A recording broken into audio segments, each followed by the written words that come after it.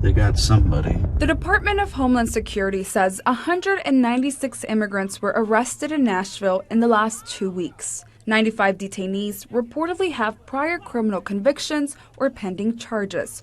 We know more than a third of those detained have no criminal record and have not been deported before. Undocumented immigrants should have the same constitutional rights as a U.S. citizen. You know, the right to remain silent, the right to be protected in their home, the right to an attorney. Doug Russo with Rose Immigration Law Firm says once someone is detained, they have two options when it comes to trying to fight deportation.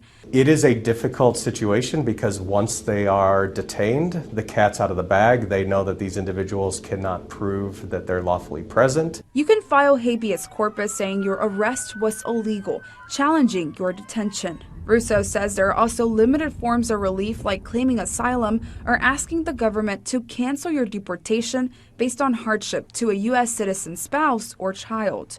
Can they track it back to the initial stop and say this person was detained unlawfully from the beginning and then get it tossed out? As ICE arrests continue to increase, Russo says you must watch out for scammers. He says they are taking advantage of people's fears by pretending to be lawyers and offering legal services. We had gotten a call from somebody saying, hey, we paid you $100 and you said that you were going to check on my relative in detention center.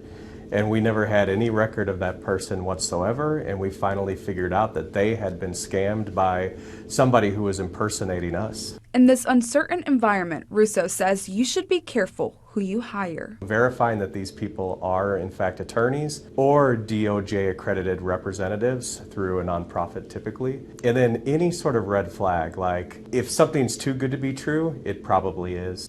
In Nashville, I'm Patsy Montesinos, News Channel 5.